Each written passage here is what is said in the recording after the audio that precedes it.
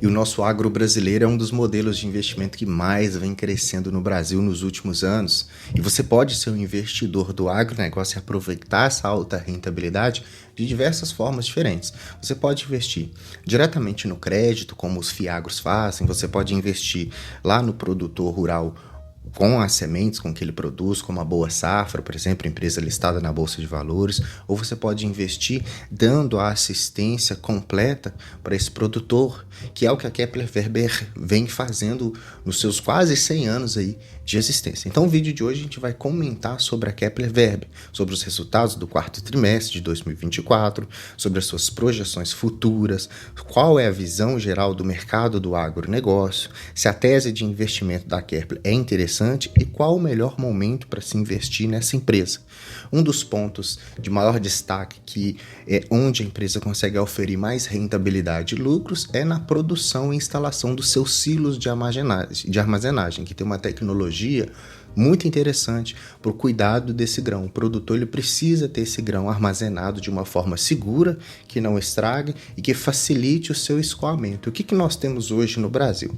Nós temos uma capacidade instalada inferior à capacidade de produção. Inclusive, chegando em 2025, agora nesse ano, com 210 milhões de toneladas em armazenamento, de poder ser armazenado, só que a produção vai para 332 milhões de toneladas. Então nós temos um gap ali de mais ou menos 100 milhões de toneladas que vão ficar aí ao ar livre. E esse déficit de armazenagem se deu nos últimos anos porque primeiro a gente vinha com o processo de migração dos produtores e dos agricultores do sul do país para a região mais central. Então essa mudança de localidade não preparou a infraestrutura da região para receber esses grãos de uma maneira mais pronta. E outro ponto também é que passou-se primeiro as evoluções tecnológicas. Aqui a gente pode ver que primeiro antes era comprar a terra e desenvolver a terra, depois teve os equipamentos e os insumos para utilização desses grãos que estão ali, depois preocupou-se com a questão da armazenagem. Então, essa gap dessa armazenagem ficou meio que de lado nos últimos anos. E isso abre uma oportunidade para a Kepler entrar e fazer um bom serviço, caso a gente tenha uma assessoria de forma mais completa do modelo do agronegócio em si no nosso país. O interessante de falar da Kepler Weber é o seguinte, que ela auxilia, ela tem as soluções de ponta a ponta, né? Desde o início da produção da colheita até no consumidor final ou nos negócios de exportação, né? Ela trabalha ali dando assessorias às fazendas na parte do armazenamento, nos seus silos, né? Ou na parte também do comércio, das cooperativas, com os equipamentos para manuseio de grãos. Ela pode trabalhar nos portos e terminais também, facilitando a logística e a armazenagem e cuidado desse grão numa região próxima ao mar. Tem também o subsídio para a agricultura, onde ela vai fornecer equipamentos específicos para o manuseio de insumos que vão ser feitos sobre ração, etanol, óleo, que vão vir para o consumidor final. Então ela tem 5 frentes onde ela consegue oferir receitas e lucros, e isso vem se moldando com o passar dos anos. Nós podemos perceber que a parte de fazendas dela aumentou 7% de forma anual, a agroindústria já teve uma diminuição, a reposição de serviços também aumentou 4%, os portos e terminais aumentou quase 20%, então um investimento bem mais forte para essa linha.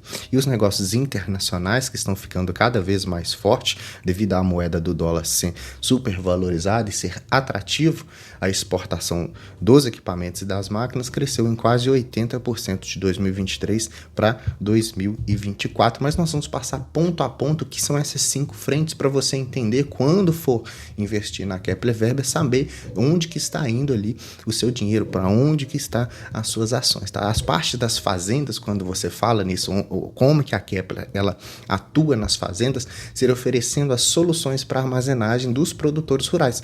Seriam os silos, os secadores, os transportadores de grãos, tá? Ali instalado na fazenda do produtor. Já na parte de agroindústria, ela fornece os equipamentos para armazenamento e processamento dos grãos em si, para fazer o insumo final. Na parte de reposição, onde ela tem essa receita recorrente, ela vai trabalhar na manutenção, modernização dos equipamentos que já estão existentes naquela fazenda ou na agroindústria de forma geral, né? Na parte dos portos e terminais, ela ela vai desenvolver as soluções para facilitar o escoamento portuário e nos negócios internacionais, ela vende no mercado externo ali os produtos com que ela vem desenvolvendo. Então essas são as 5 frentes que você deveria saber sobre a Kepler Weber. E para você ter uma noção, de 2023 para 2024 teve um crescimento da sua receita líquida, que é um ponto muito importante para a Kepler, fechando com 1,6 bilhão de reais no ano de 2024. E esse crescimento maior, a gente percebe que parte disso reflete as fazendas, 32%, onde ela produz os silos e dá o auxílio para os agricultores, e também a parte das agroindústrias também ali em 31%. Então, o que faz grande frente seria as fazendas e a agroindústria. E ao longo de vários anos, a gente vê esse crescimento da Kepler Weber se aumentando de uma forma muito mais robusta de 2020 para frente. Por quê? Foi o super ciclo das commodities, foi um déficit mais crônico na armazenagem dos grãos, os juros eram mais baixos do incentivo para o Plano Safra de 2020 a 2022, teve também o início da expansão internacional e os seus serviços recorrentes. Então repare nesse gráfico que ela consegue aumentar bastante as suas receitas, porém os lucros ele ainda ficam bastante ondulatórios, claro que maior do que fora antes. E se a gente analisa a Kepler Weber de um modelo mais curto prazo, a gente pode se assustar, porque o mercado do agronegócio em si, ele é muito cíclico. Analisar trimestralmente talvez te dê um resultado mais pessimista. Por isso que para as empresas do agronegócio de forma geral, analisar ano a ano é mais interessante. A gente pode perceber isso analisando o gráfico de cotação. Se a gente percebe nos últimos 12 meses, tem uma volatilidade alta com um decréscimo de 20% na cotação, hoje chegando nos patamares mais baixos que eu já vi de Kepler, custando R$ 7,83. Mas no longo prazo, nos últimos 5 anos, foi uma ação que teve uma rentabilidade positiva de 62%, isso sem considerar o reaporte dos dividendos. A gente vai ver essa rentabilidade mais ao final do vídeo, então preciso que você fique até o final para entender sobre o que eu estou falando. E quando a gente olha esse decréscimo na sua cotação, a gente pode perceber que quando a gente olha a atratividade de investimento, a gente utiliza o indicador PL, que é o preço sobre o lucro por ação que aquela empresa vem fornecendo. E hoje a gente percebe que ela está abaixo da sua média, ou seja, indicando um preço descontado, um preço interessante de investimentos. Lembrando que não é sugestão para que você compre as ações de Kepler Weber. Então hoje o PL 7,07 associado a um EV/EBITDA também de 4,1, sendo que sua média seria 5,14, né? O EV/EBITDA ali é o seu valor de firma sobre a capacidade de geração de caixa, ou capacidade de dar lucros, né? O valor de firma é o valor de mercado que a empresa tem, mais as suas dívidas, mais os seus caixas e outros ativos. Associado a esse desconto entre ter um PL baixo, ter um EV/EBITDA mais baixo também, que é um indicativo de preço descontado na Bolsa de Valores, eu tenho que um aumento do seu dividend yield, aumento propiciado tanto pela maior distribuição de dividendos nos últimos anos, quanto também pelo desconto na cotação. A cotação cai, o dividend yield acaba aumentando, hoje sendo relacionado aí a 10,7%, a média é mais ou menos 7,22. Então, por isso que eu comentei que seria uma das empresas do agronegócio mais baratas para se investir, tá?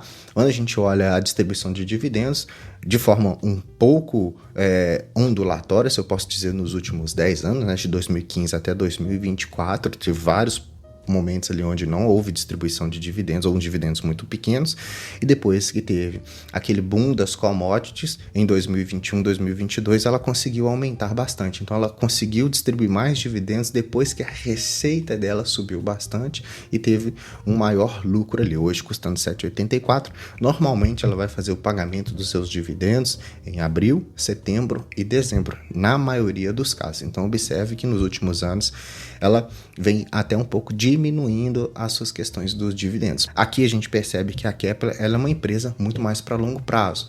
E aquela queda na cotação de um mercado mais pessimista com o agronegócio veio também através dos seus resultados do quarto trimestre de 2024. Quando a gente faz essa análise do quarto tri, o que nós percebemos?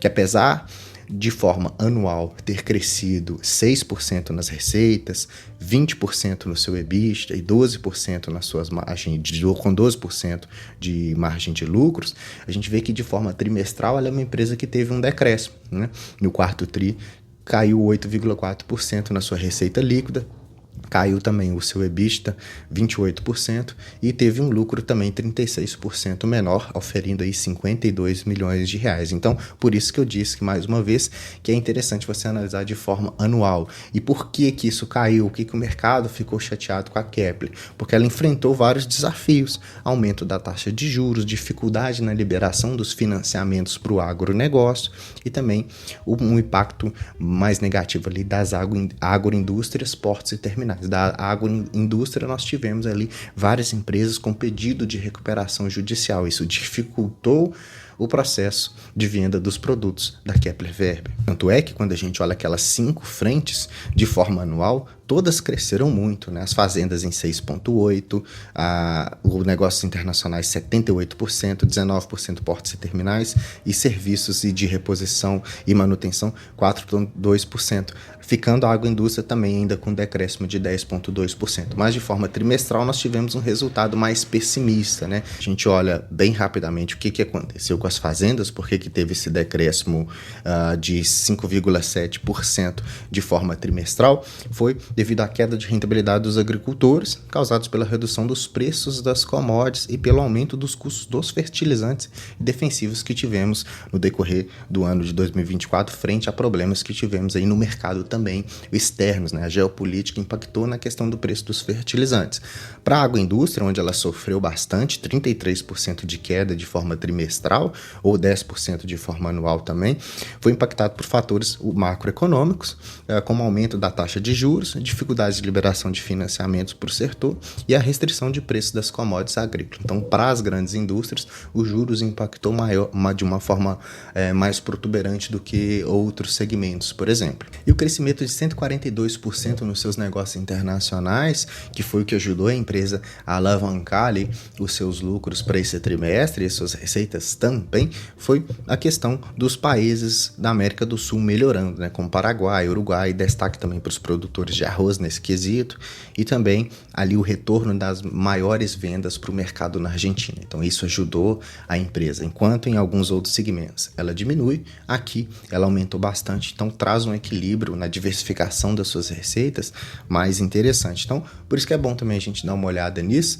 porque como ela tem esses vários modelos de negócio, ela consegue ali sempre oferir lucro em algum deles, alguns vão passar por um momento mais difícil, outros vão passar por um momento melhor, né? Um dos pontos também que me incomoda um pouco na Kepler é a questão dos seus custos dos produtos vendidos, tá?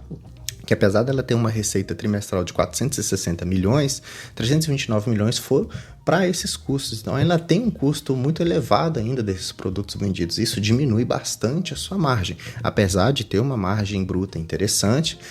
Quando a gente olha vários outros descontos ali na sua DRE, sobra só 50 milhões de reais desses 460 que ela produziu. Então, ela é uma empresa que ela precisa, de certa forma, trabalhar muito na questão de diminuir os seus custos.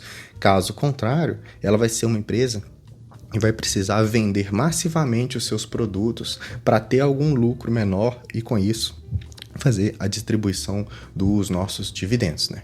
Um ponto muito positivo é que ela é uma empresa que não tem dívidas, né? Ela tem dívidas, na verdade, controladíssimas. Ela tem mais caixa do que as suas dívidas. Então, o dívida líquida por EBITDA em 2024 fechou com 0,3, onde ela tinha 422 milhões nos seus caixas equivalentes e a dívida bruta era só 307 milhões de reais. Então, isso dá um conforto e uma saúde financeira muito interessante. Então, a Kepler ela vem ondulando as suas receitas e ondulando os seus lucros no ano de 2024, né? Então, lembrar sempre que são lucros positivos, ela não oferiu prejuízo contábil em nenhum desses trimestres. Hoje, mesmo com aquela queda na ação bruta, né, saindo de ali, chegou a custar R$11 em meados do ano passado e agora caiu para R$7,80, mesmo assim ainda pelos lucros que ela forneceu nesse trimestre ou no ano de 2024, ela ainda está caro.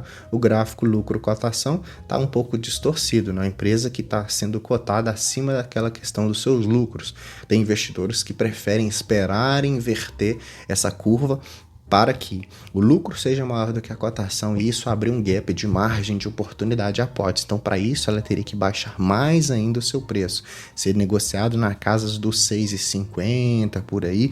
Não sei se ela vai conseguir baixar tanto essa cotação, só se o mercado ficar muito mais pessimista. Então, mesmo com o último trimestre de 2024, com um lucro menor do que foi no terceiro tri ou nos anos passados, mas mesmo assim com aumento de receita interessante de forma anual, com alguns dos seus segmentos auferindo menos receitas e menos lucros, outros mais, nessa ondulatoriedade que hoje a gente pode perceber dela. Se você investiu nela nos últimos 5 anos, você ganhou da renda fixa, você ganhou do Ibovespa e você passou longe das small caps. As small caps teve uma rentabilidade negativa de menos 33%, o Ibovespa 15%, o índice de IMAB, que é a nossa renda fixa, o IPCA+, 26%, e 166% para a Kepler Weber, para você ter uma ideia. Então, um ponto positivo para você olhar para essa empresa na hora que você for investir seria liderança no setor.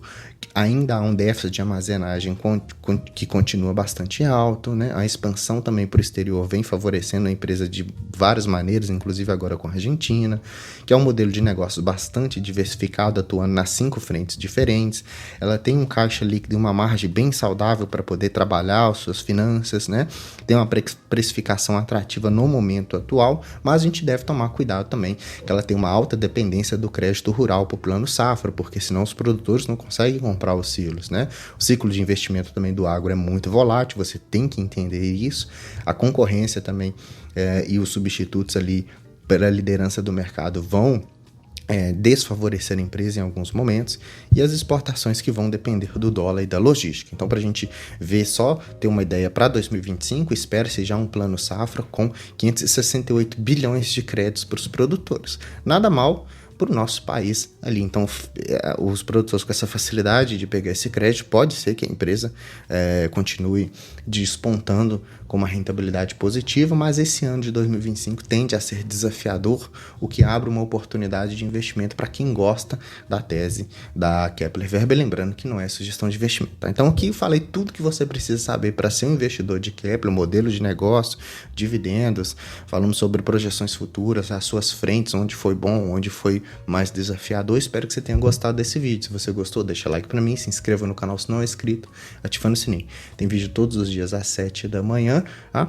Eu espero que você goste do conteúdo. Não deixe de comentar o que você acha da Kepler Weber, se você tem essa ação importante, porque aí eu vou continuar fazendo as análises dos resultados para nós ficarmos mais atualizados. Hoje aqui você conseguiu assistir o canal no Investidor Classe Média. Eu sou o Gustavo, te vejo no próximo vídeo. Até mais.